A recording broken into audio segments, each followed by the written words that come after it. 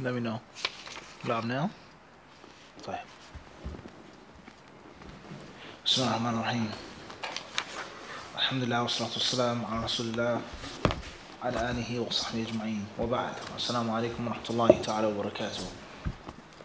Chapter 8 in كتاب المساجد ومواضع الصلاة, page 198, reach hadith number 314. Says باب جواز لعن الشيطان في أثناء الصلاة. It is permissible to curse Satan during as-salah, the prayer. حديث أبي هريرة رضي الله عنه عن النبي صلى الله عليه وسلم أنه قال إن عفريتا من الجن تفلت علي البارحة ليقطع علي الصلاة فأمكنني الله منه فأردت أن أربطه إلى سارية من سوار المسجد حتى تصبحوا وتنظروا إليه كلكم فذكرت قول أخي سليمان ربي هب لي ملكا لا ينبغي لأحد من بعدي فرده خاسئا. Narrated Abu Hurairah radiallahu anhu, the Prophet sallallahu alaihi wasallam said, last night a big ifrit, demon from the jinns, came to me and wanted to interrupt my salah, prayer, or said something similar. But Allah enabled me to overpower him. I wanted to fasten him to one of the pillars of the mosque so that all of you could see him in the morning. But I remembered the statement of my brother Solomon, as stated in the Quran, my Lord, forgive me and bestow upon me a kingdom such as shall not belong to any after or any other after me. The sub-narrator, Roh, said, he, the demon, was dismissed, humiliated.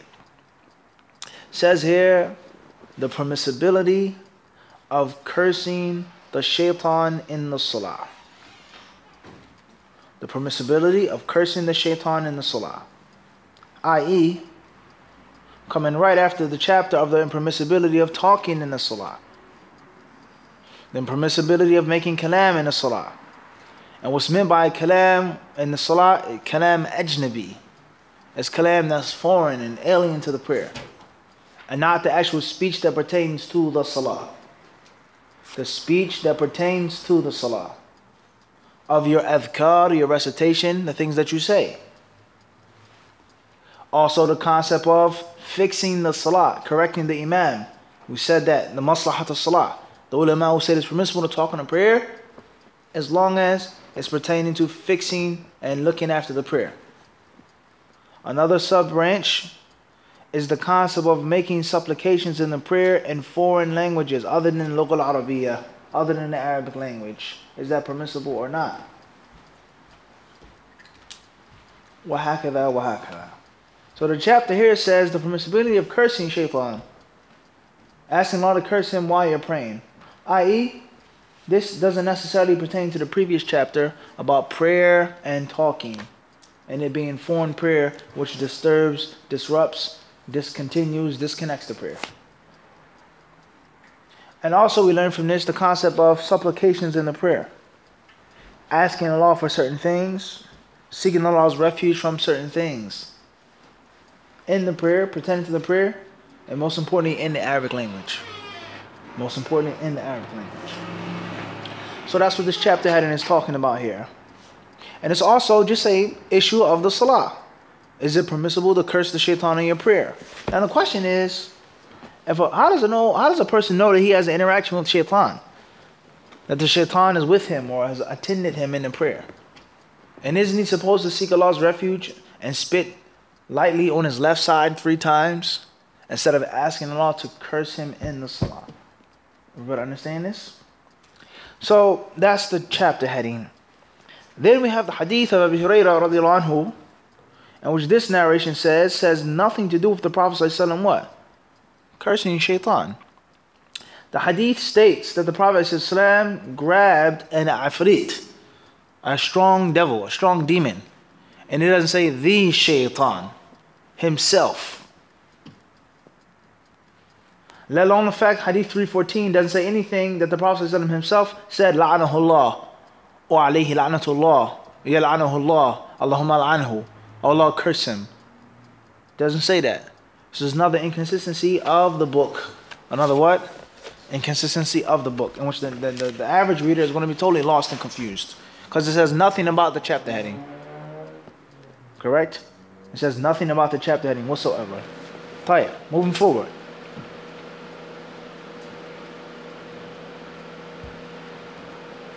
Why is it like this? How is it like this? We'll get there, inshallah. And we've explained it already before. This hadith teaches us, he says that one day or one time the Prophet ﷺ was praying. He says, al-bariha, yesterday, last night. And this thing called an ifrit. Qala ifritun min al-jinn. As Allah said in the Quran, ifrit. A strong, powerful jinni. As we have explained before, the usage of the word or the term shaytan. Sometimes the word shaytan is used in the Quran and in the Sunnah, and it means shaytan himself. The devil himself. Himself, nafsu, himself. And other times the word shaytan is mentioned, whether it's with the alif, lam or not. And it's meaning an evil jinn. An evil jinn. Other times it could be used and it could just be mean a jinn, so a jinni. And other times it could be mentioned talking about something that is rebellious or very strong and powerful, strong-willed. Like some of the ulama of Islam say regarding the hadith about the black dog. إِنَّ الْكَلْبَ الْأَسْوَدَ شَيْطَانٌ. That the black dog is a shaitan. Naam? And other things like this. Then, as we've explained before, in our English language, we have the concept of a devil and of a demon. A demon and a devil. Does the word demon necessarily mean that it's bad, it's negative? Or does it denote a different type of creation other than an angel or a spirit or human? A speed demon. New Jersey devil. The New Jersey Devils. Everybody understand this? We've explained this before us to English. So the word shaitan doesn't necessarily always have to mean what? Himself, Iblis. But oftentimes it could just be mean ism jins, the genus of the demons, the devils. Whether they're devils or whether just what? Demons. Because we know that they're jinn who are Muslim. They're jinn who are Muslim. In the Quran and the Sunnah we find texts that show us that from the Muslims or those, from the jinn are those who are what? Muslims. So we don't ever call a Muslim a devil. Not in our language, because the devil automatically denotes and depicts what? Evil. Someone being vile and volatile. Without a question. But a demon doesn't necessarily what? Have to mean that. And sometimes the word demon in the English language does mean that. Sometimes it what? It does mean pure evil. Everybody understand this? We talked about this before. So here, if you're praying, is it permissible to curse the shaitan or a shaitan in the salah? Or was that specific to the Prophet sallallahu alaihi wasallam? What did the Prophet instruct us and inform us to do when a person has a whispering and a distraction? What is the name of the shaitan that comes at the time of the salah? Everybody clear on this? So we have to investigate this carefully now. Khairan inshallah. So therefore the Prophet he was making the salah and the ifrit came to him and it says لِيَقْطَعَ عَلَيَّ الصَّلَاةِ. He wanted to break my prayer, interrupt my prayer. That which is apparent is that this ifrit was what? It was evil. A good Muslim jinn coming to disturb the Prophet sallallahu alaihi wasallam. قَالَ إِفْرِيتُ مِنَ الْجِنِّ أَنَا آتِيكَ بِهِ قَبْلَ أن تقوم من مقام. He says قبل أن تقوم من مقامك وإني عليه لقوي أمين. Allah says that an ifrit, a strong demon or jinni said, I will bring you the throne of Queen Sheba, Bilqis, before you can stand up. And I'm strong and trustworthy. That's what he told Solomon. Then Allah Azza wa Jalla says, قال الذي عنده علم من الكتاب أنا آتيك به قبل أن يرتد إليك طرفك. And the one who had knowledge of the scripture, he said, I'll bring you her throne before your eyes can blink. Before your eyelids touch and open back up again. Everybody understand this? And we all know what Sulaiman says, فَلَمَّا رَآهُ مُسْتَقِرًا عِنْدَهُ. And then when he saw that the throne was stable, solid, right in front of him, he said that this is from the bounty of what? of my Lord, لِيَبْلُوَنِي, to test me. Will I be thankful or will I be ungrateful? So the scholars of Islam, the scholars of Tafsir, they differ on what's meant by قَالَ الَّذِي عِنْدَهُ عِلْمٌ مِنَ الْكِتَابِ, the one who had knowledge of the scripture. Was he from the jinn? Was he a human being? Etc. What's important is that the word ifrit doesn't necessarily have to just mean in the story of Sulaiman, that which is apparent is that he was a good jinn. He was working for Sulaiman. And he said that I'm trustworthy and I'm strong. And here in this hadith, the ifrit came to break his prayer. That which is apparent that this ifrit was what? Evil. Everybody clear on this? And that's a very long discussion in the world of the jinn. The world of the jinn. And the world of the human beings, and when these worlds cross, when they cross path, and what happens when that takes place, of good and of bad. طيب.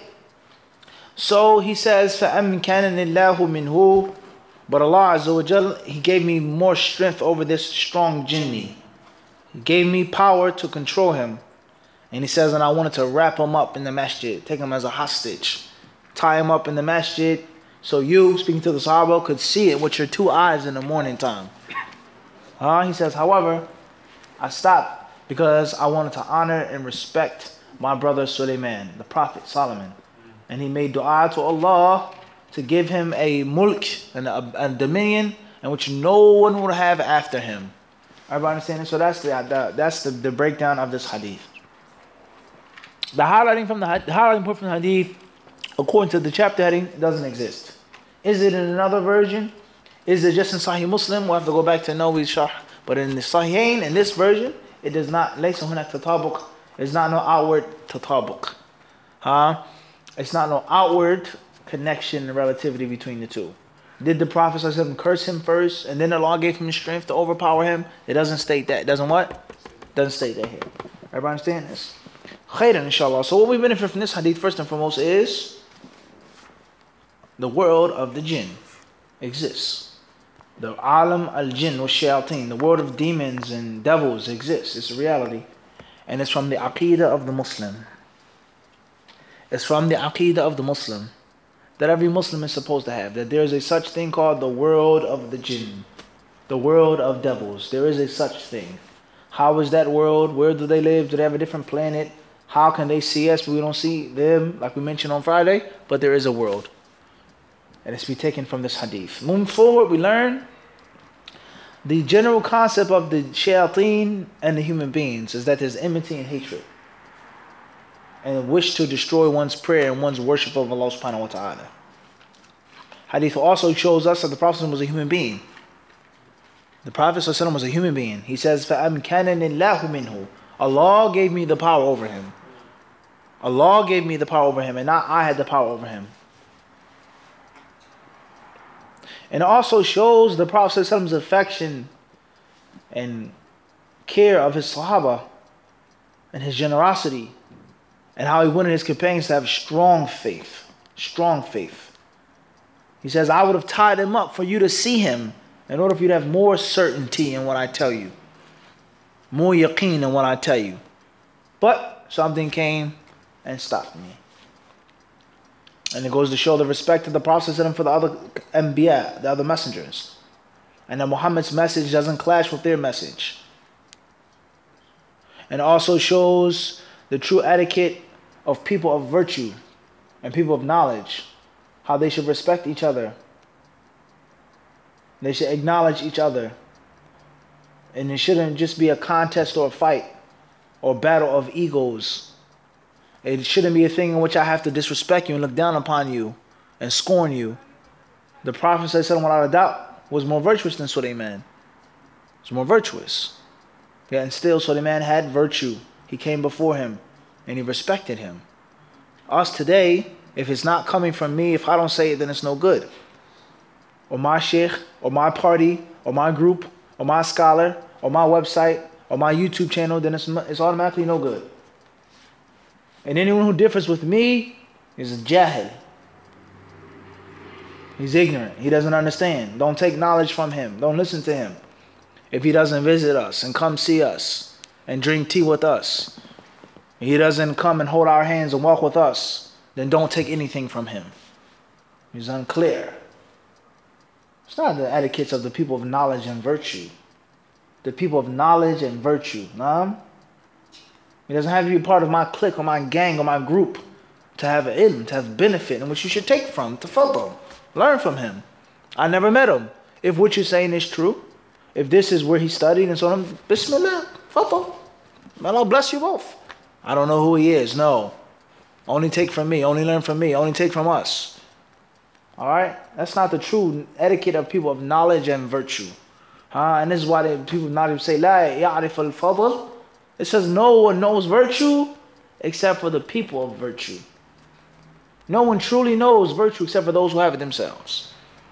Those who don't have it, it's a different story. You have insecurity because you don't have a thing.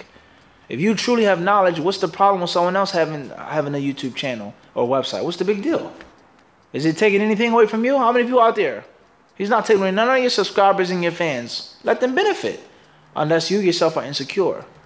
And you're unsure and uncertain about what you think that you have. But someone who actually has virtue, he doesn't have to worry about clawing and fighting and scratching with the next man. That's petty. Moving forward. This hadith also shows us how Allah Azza wa Jal answered the dua of Sulaiman alayhi salatu wasalam. How the people of evil would never succeed, even if they have certain things that seem to be a means of success. But they'll never truly succeed in the end. It says, فَرَدَّهُ خَاسِعًا. The demon was dismissed and humiliated. An-Nawawi rahimahullah ta'ala, he says,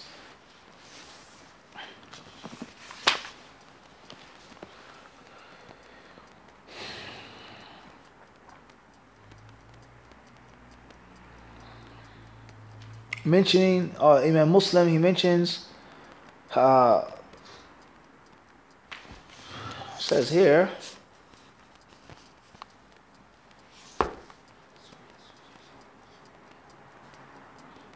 interesting, very interesting. Says here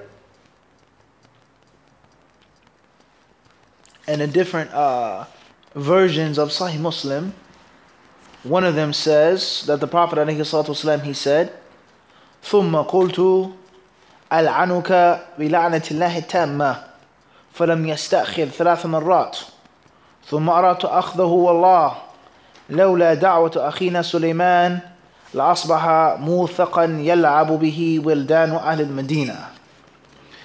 It says here in Sahih Muslim in the exact chapter, وحدثني محمد بن سلمة المرادي قال حدثنا عبد الله بن وهب عن معاوية بن صالح يقول حدثني ربيعة بن يزيد عن أبي إدريس الخولاني عن أبي إدريس الخولاني عن أبي الدرداء قال قام رسول الله صلى الله عليه وسلم فسمعنا يقول أعوذ بالله منك ثم قال ألعنك بلعنة الله 3 وبسط يده كأنه يتناول شيئا فلما فرغ من الصلاة قلنا يا رسول الله قد سمعناك تقول في الصلاة شيئا لم نسمعك تقول قبل ذلك ورأيناك بسطت يدك. Imam Muslim, he reports in the Sahih from Abu Darda radiallahu anhu that one day the Messenger of Allah was praying.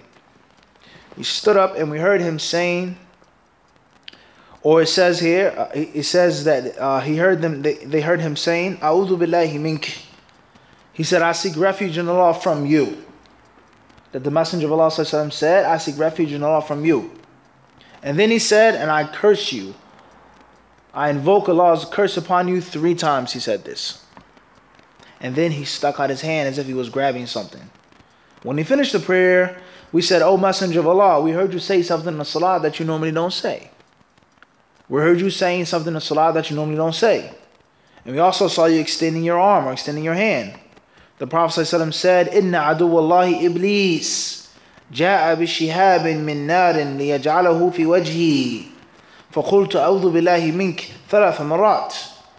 Listen to this narration. Khalid, this narration says that the enemy of Allah, Iblis, he came in the prayer and he had some type of fire, shihab, some type of a brandle of fire, and he wanted to throw it in my face.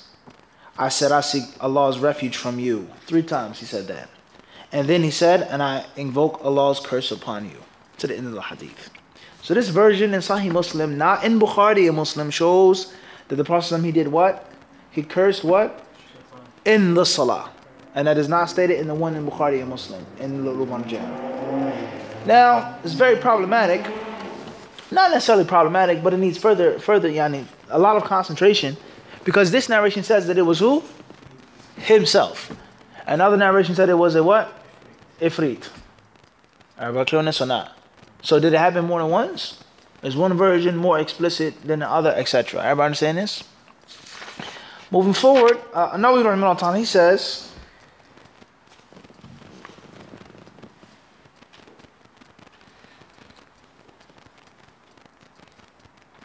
فيه دليل على أن الجن موجودون وأنهم قد يراهم بعض الآدميين.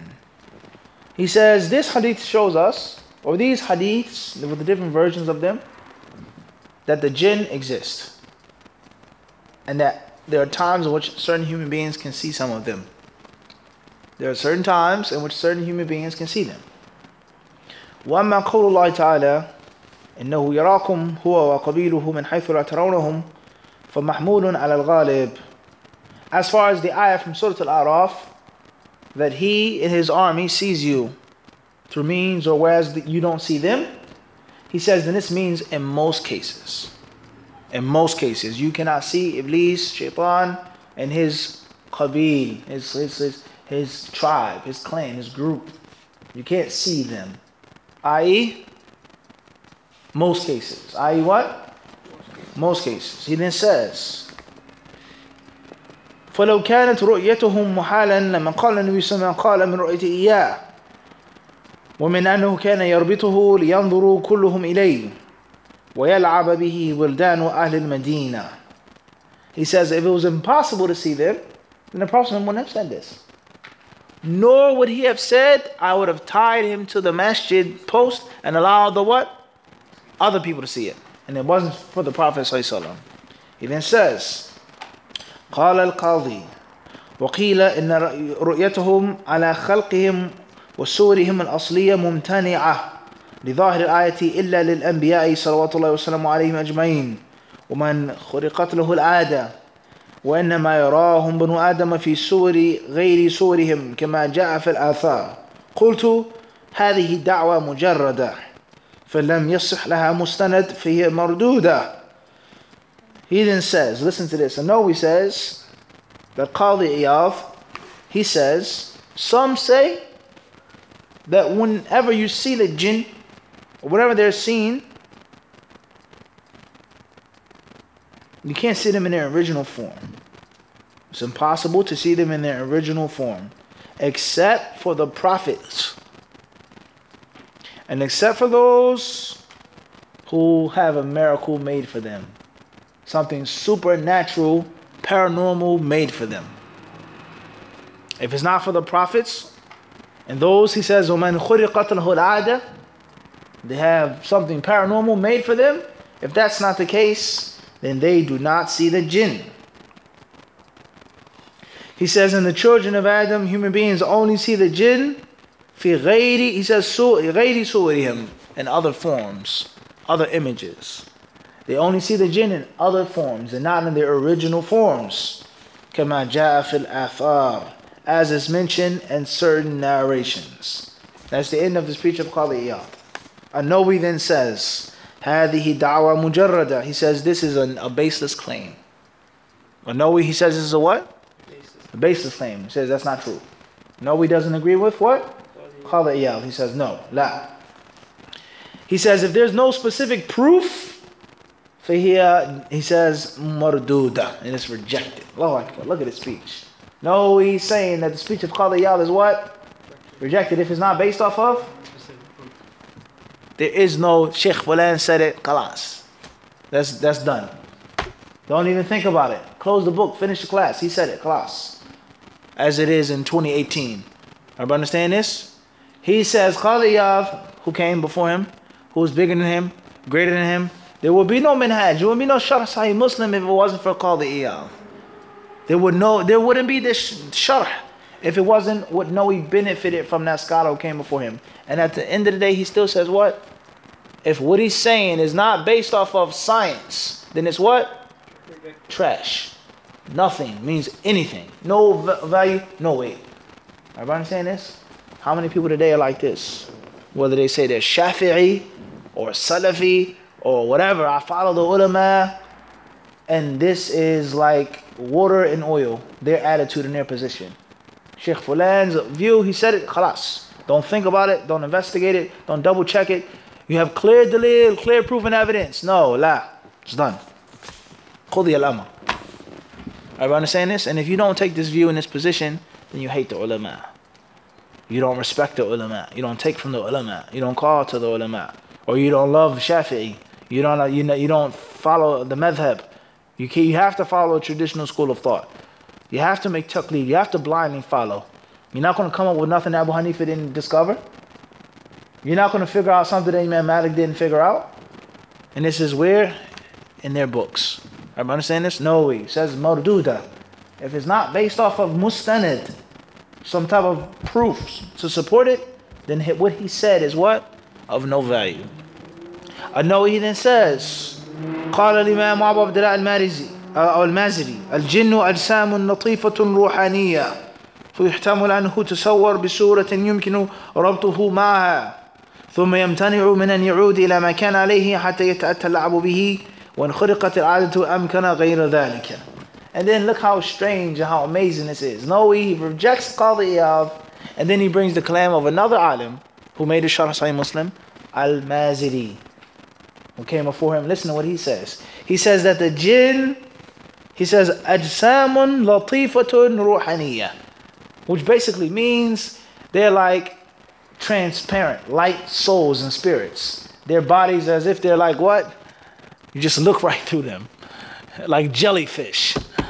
Everybody understand this? Like what? Like a jellyfish. Transparent bodies. Ruhaniya. Basically meaning like spirits. That's what you want to say. Like the water bottle. You can drink the rest. He says, Ajsamun latifa. Light bodies. Ruhaniya. Listen to this. He says, so it's possible is that they took the form of something which would allow them to be tied up. As if he's saying that they're not what? The jinn are not what? In physical 3D bodies. As if he's saying that they're not in what? Listen carefully. He says, for yuhtamal, he says there's a possibility that they all of a sudden appeared in something in which had a tangible crude body to be what?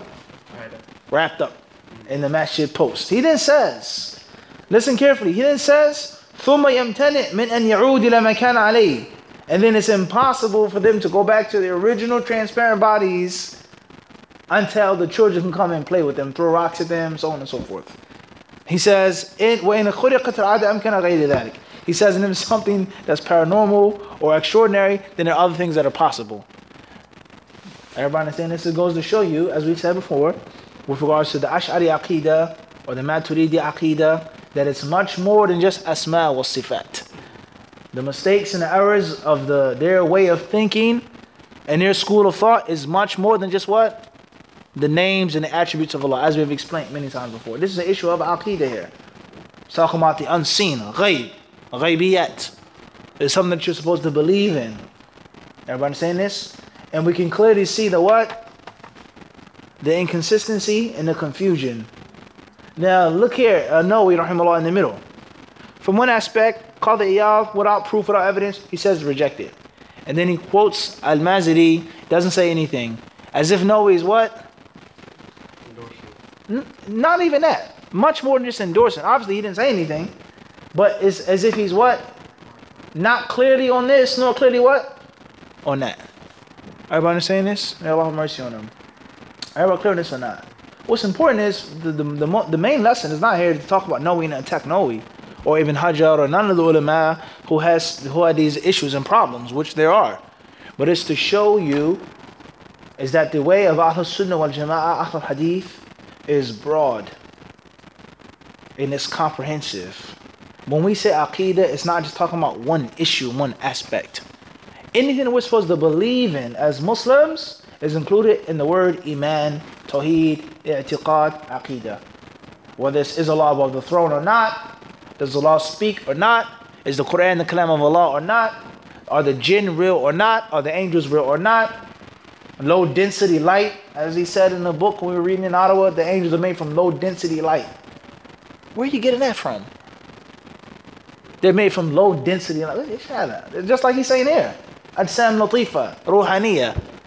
Where are you getting that from? And what are you talking about? Paranormal, supernatural? The Prophet ﷺ seeing the Shaytan, grabbing the Shaytan, doing this, isn't that in itself paranormal? Aslan? So it goes to show you the effects of that ilm al-kalam, that rhetoric, that philosophy on those Muslims in those generations and those centuries. It affected their minds, and it affected how they looked at the unseen.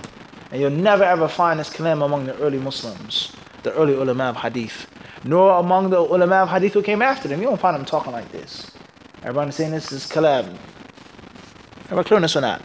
And also goes to show, last but not least, the hypocrisy and the double standard of the people today who say that you can't take from this one, you can't take from that one, but all of them, they have what? They have this book on their shelves, and they read it, and they depend upon it, and they can't do without it. He said an issue, which is not an issue of Aqidah. He may not be wrong. He was right, and Sheikh Fulan was wrong, but don't take from him. Don't listen to him.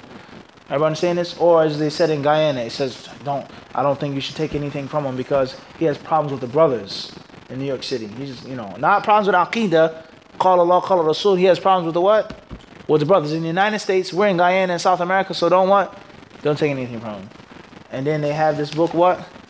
On their shelves. Hypocritical or not? He's talking about Ajsam, Latifa, Ruhaniya, Jinn, Allah's Kalam, the Ash'aira. We can read from that. Take the good and leave the what? Leave the bad. But the one saying Qala Allah, Qala Rasulullah, Imam Bukhari, Imam Ahmad, this and that, don't what? Don't take anything from that. Because the Salaf, they never ever listened to what? Ahlul Bid'ah. But they read no Ishar. Which scale are you going to balance now? Everybody understand this, Khalid?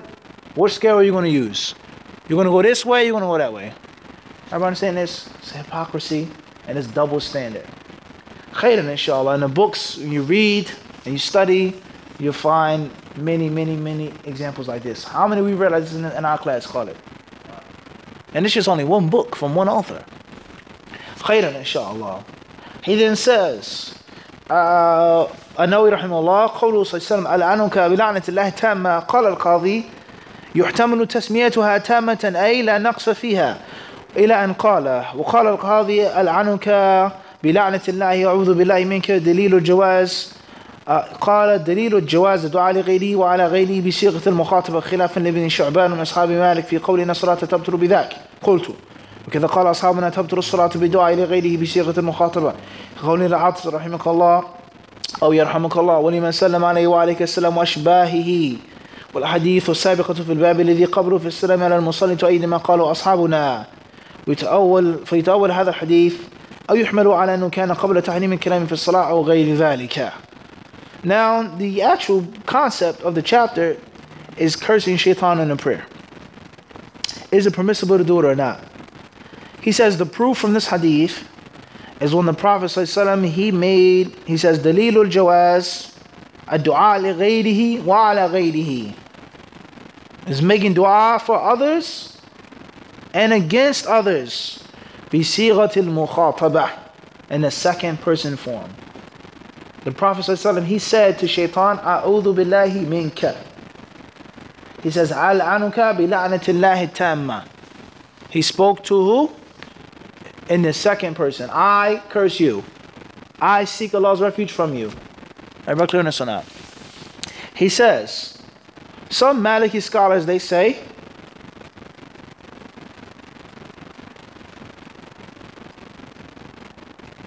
that the salah will become null and void if you do this.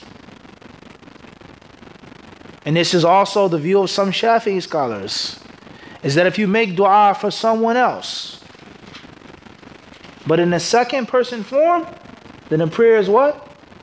Null and void. Such as when someone what? Sneezes and you say, Yarhamakallah. So who are you making dua for right now? Not yourself. Li ghayri, someone else. But what? Third person or second person? Am I clear on this or not? He says, or if someone gives you the salams and you say what? Alayka salam. Am I clear on this? And he says here, and the previous hadiths as well also support this view. He says, so therefore this hadith has to be interpreted and understood in another way, another light.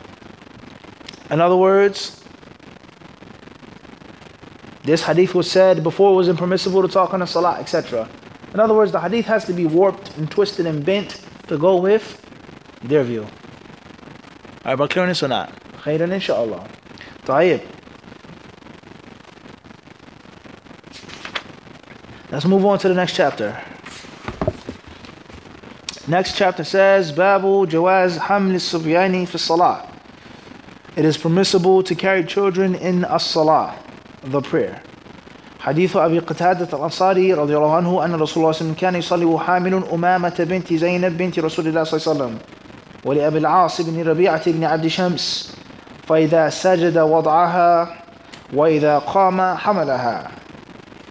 It says, hadith number 315 is narrated by Abu Qatada al-Ansari radiallahu anhu. Allah's Messenger ﷺ was offering salah, prayer, and he was carrying Umama, the daughter of Zainab radiallahu anha, the daughter of Allah's Messenger ﷺ. And she was the daughter of As ibn Rabi'ah ibn Abdi Shams. When he prostrated, he put her down, and when he stood, he carried her. It says in parentheses, on his shoulder. So this chapter says the permissibility of carrying children in the prayer. That it's permissible while you're praying to carry a child. Does this prayer have to be a nafila or can it be a fard prayer? Doesn't state that. Do you have to be sure that the child is pure and clean? Doesn't necessarily state that. A child will wear a diaper or pamper. Everybody understand this? It doesn't what? Doesn't state that. Is it haram to make too many movements? Consistent movements? It doesn't what? Doesn't state that. It says it is permissible while you're praying to do what? Carry a child. The imam and also the one who is behind the imam. A woman or a man. The permissibility of carrying a child while one is praying. ومن لطيف ما يذكر ها هنا. An interesting story once, Imam Shaytan rahimahullah was offering salah. And it says here that for one reason or another he had to take off his turban. Whether there was something impure on it or whatever the case may be, he wanted to take off his turban. So he did it in the salah. And when he finished the salah, the people, ankaru alayh, they criticized him. How could you move in the salah? How could you fix your turban and take it off? And he beat them with a line that rhymed. He says, "Inna wad' al-imama akhafu min hamli umama." He said, "Inna wad' al-imama akhafu min hamli umama." He says, me taking off my turban is no less or no more harmful than the process of carrying a baby girl. But the word imama and umama, what? It rhymed. So he basically told him like what? Back off. He told him what? Back off. Showing him like, I might have some hot stuff for you. Don't try to mess with me. You get it or not? Everybody understand this? He says, Inna wad' al-imama akhafu min hamli umama. The process of him picked up a girl, put down a girl, all I did was just fix my turban and take off my turban. And what? Stand back. But that's not how he said it. He said it in a what? A simple, short, and concise what? Way to show the people that listen. You don't know what you're talking about? I do. Don't start a fake debate or a fake argument. Everybody understand this or not? Khairan inshallah. So therefore, we have several different fiqh issues that pertain to this chapter. Hadith says, is narrated by Abu Qatada radiallahu anhu, that the Prophet ﷺ would carry a young baby girl. And this baby girl was his what? His granddaughter. And whenever he stood up, he did what? He carried her, and when he made sujood, he did what? He placed her on the ground. So what do we benefit from this hadith?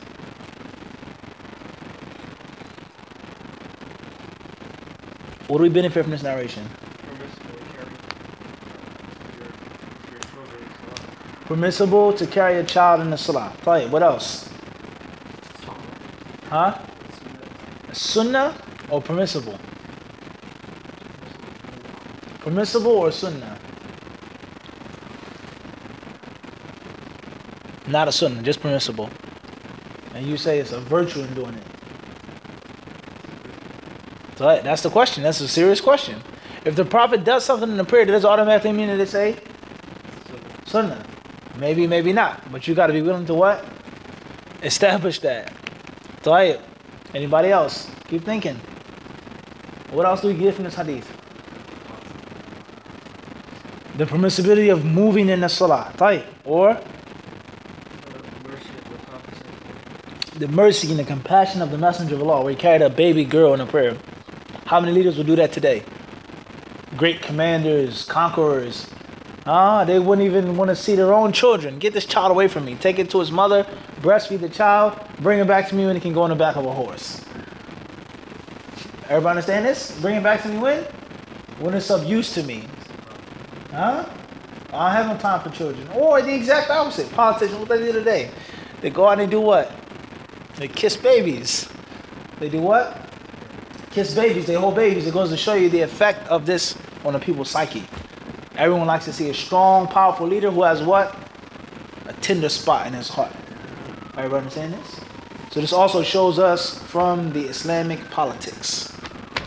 Islamic politics is being mindful of people's feelings. Did the Prophet ﷺ carry the girl just for the people's feelings in politics? We're not saying that. But it clearly had a what? An effect. This great leader who's doing what? Carrying a what?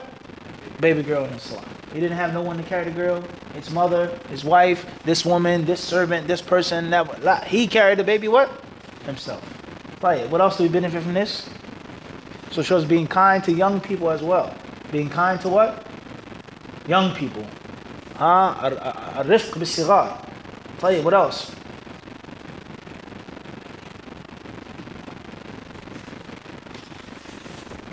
طيب, خيرا inshallah.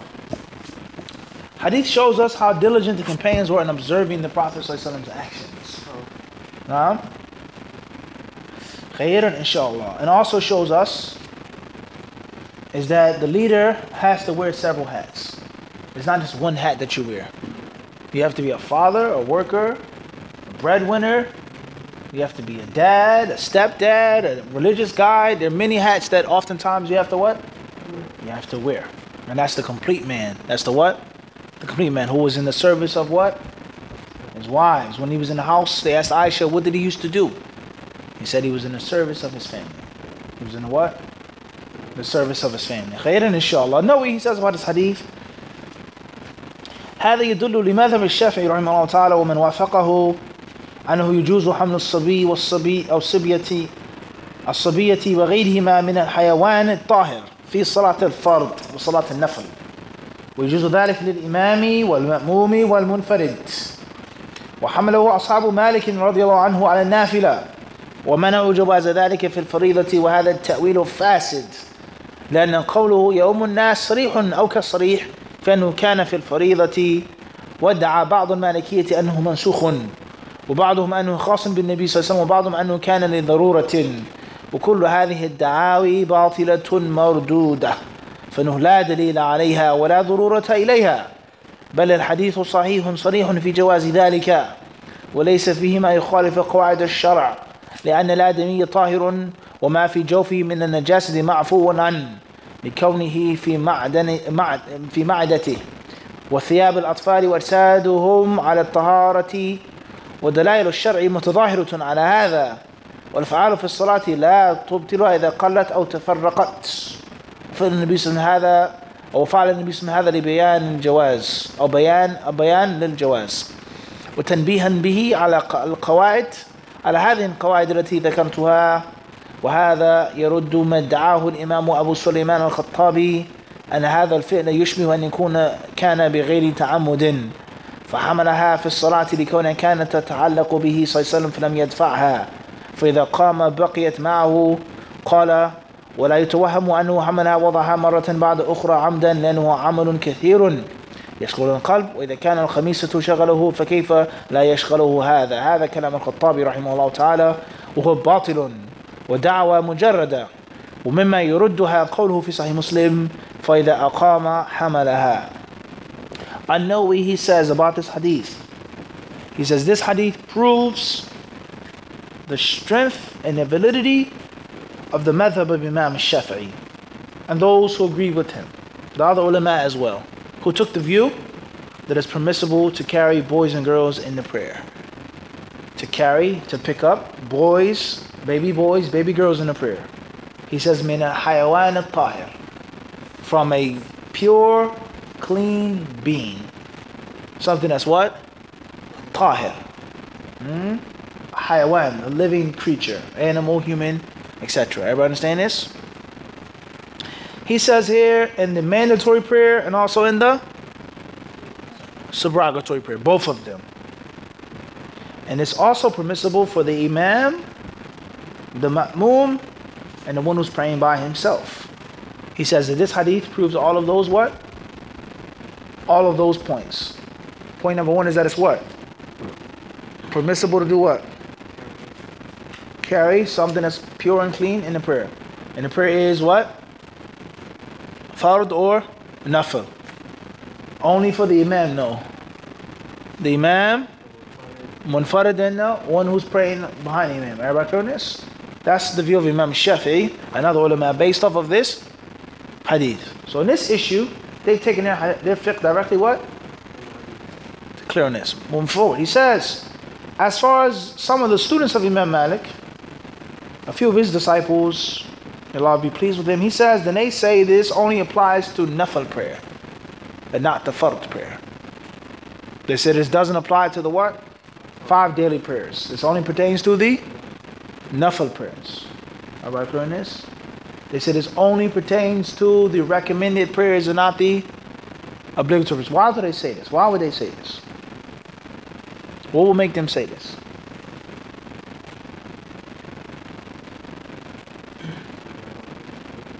Extra movement in a prayer, i.e., the night prayer, the prayer that you make that's voluntary prayer is not as strict and rigid as the fard. That's number one. Extra movement, additional movement, or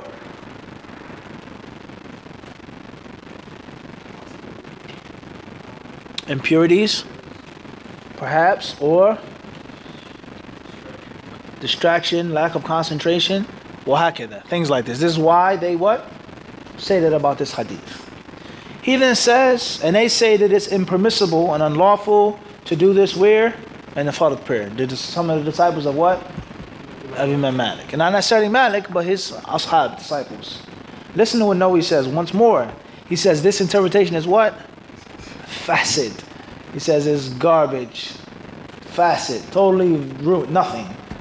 Would Nawawi say this if it was a view of Shafi'i that went against so on and so on? Would he use those words? I don't think so. He says about these disciples of Malik, he says their view is what? Fasid. Their interpretation is wrong. It's not right at all. He says, and that is because he says, the narrator says, Ya Ummun Nas. The Prophet was doing what? Leading the people. He was the what? The Imam. I know he's using the organic technique. This is what the word of the hadith says. Khalas. Leave your fiqh views, your opinions, your qawaid, this and that. Empty your cup.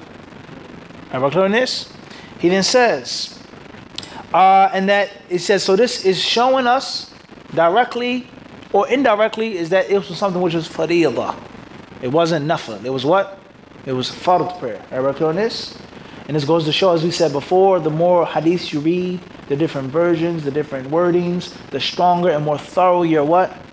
Fiqh will be. Everybody understand this? He says, and some Malikis, other than the first batch of disciples, some of them, they say, is that this hadith was abrogated. It's mansukh. It was once a ruling, but it's what? No longer a ruling. And some of them, they say, other Malikis, they say this was specific to the Prophet ﷺ. And some of them, they say he only did it because it was a necessity. He had to pick up the baby girl and put down the baby girl. Alright, brother, on this? He says, well, he says all of these claims are what? Once more, Batilatun marduda. He says baseless and rejected. They mean what? Nothing. This is what Nawawi says. He then goes on to say, rahimahullah, listen to this, how beautiful this speech is. If we could only apply this to every fiqh issue. He says, فَإِنَّهُ لَا دَلِيلَ عَلَيْهَا.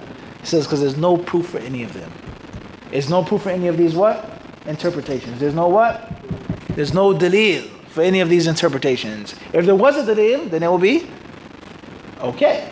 Number two, the reason why they're all baseless, he says, وَأَنَّهُ, he says, وَلَا ضُرُورَةَ إِلَيْهَا. He says, and there's no need for them. There's no what? There's no need for them. He picked up the baby, he put down the baby. Class. There's no need to say it was a specific time, a specific place. There's no mushkila. There's no problem in you doing this. This is the qaida of every single fiqh issue. The Prophet raised his hands like this. He went down like that. But the hadith and so on, and the turban and the khimar, you can't wipe over it and you can wipe over it. Has to have a proof and an evidence. Everybody understand this? It has to have something that's tangible. Everybody clear this or not? And it has to be a reason saying that you can't do this and you can't do that. That's based off of organic text itself. For him to have that. Nawawi rahimahullah ta'ala then says, he says, nothing in these narrations goes against the qawaid, the rules and the principles of the sharia. Nothing. And that's because a human being is pure. A human being is what? Pure. Tahir. He says, and that which is inside of a human being of najasa is ma'fu anhu. Then now comes the complications. The beautiful speech now has to come somewhat, some jargon now. He says that's because what's inside of the baby is ma'fu anhu, when it's forgiven. You're exempt from it. What is inside of your belly, in your stomach, when you pray? Everybody understand this? What is inside of what? If you don't have najasa in your body? Without a question.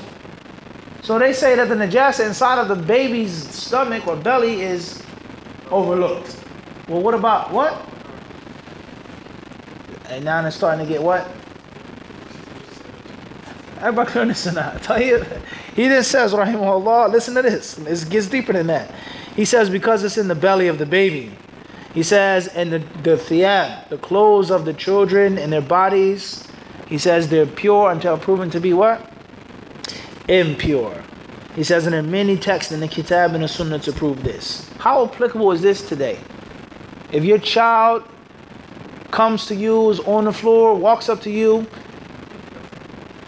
he has a pamper on him. The pamper doesn't have to be super soggy for there to be what? Some type of najasa, a little or a lot. Everybody clear this? Let alone the dalil that I can pick up the baby now or I can't pick up the baby now. Everybody understand this? None of these details are mentioned where what? In the hadith. The Prophet picked up the baby and did what? Put down the baby. Everybody clear this? Now, if you're praying and your child crawls up to you or walks up to you or runs up to you and you can smell that they've used the bathroom, that's one thing. One may say, I'm not going to pick up the baby. That's one thing, because it's clearly a problem. But if that isn't the case, let me smell, let me feel. It doesn't necessarily what? State that. And that's going to be a hardship in applying that hadith. How about that? He then says, rahimahullah ta'ala, and there's nothing, he says, as far as moving in the prayer, Khalid, he says, then first and foremost, if the actions in the prayer are little, qaleel, he says, qallat, just a few.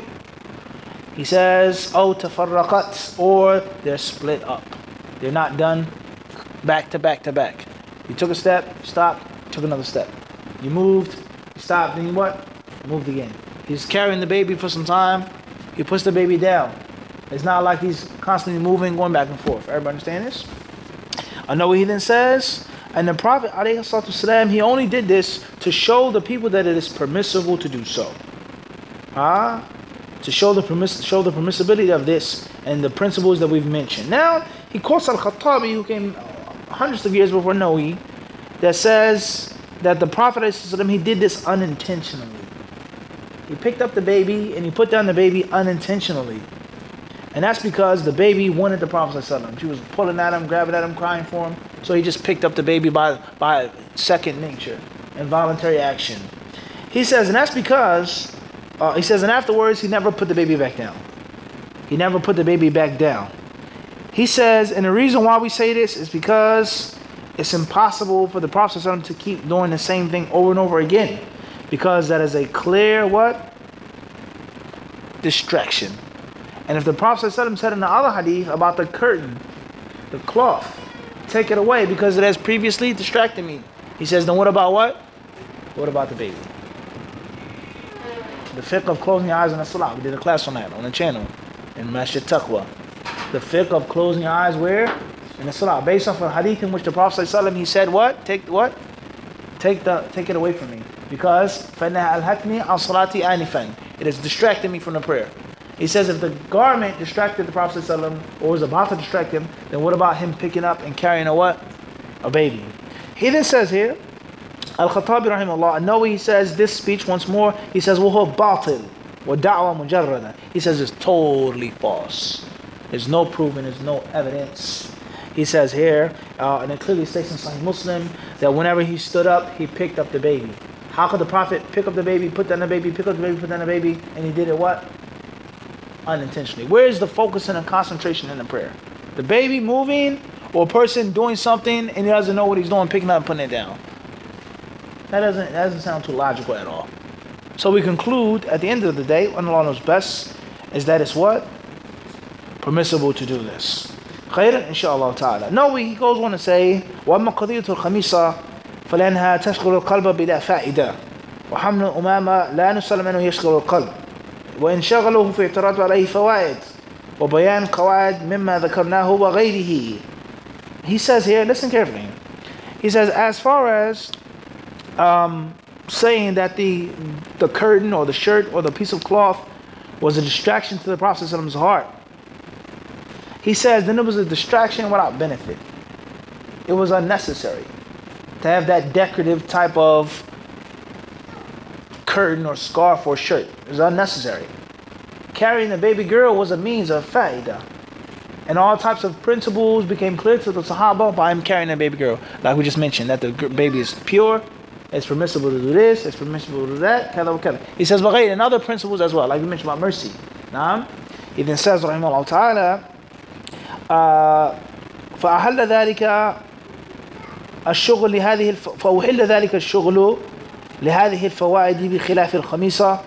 فالصواب الذي لا معدل عنه أن الحديث كان لبيان الجواز والتنبيه على هذه الفوائد وجائز لنا والشرع مستمر للمسلمين إلى يوم الدين والله أعلم.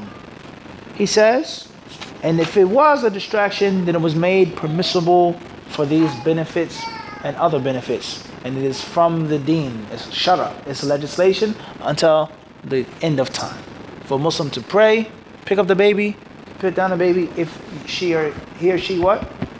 Has to do that. Alright, about clear on this? We'll stop here tonight.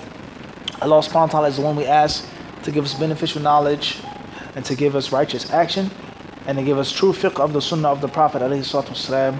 Walhamdulillahi rabbil alameen.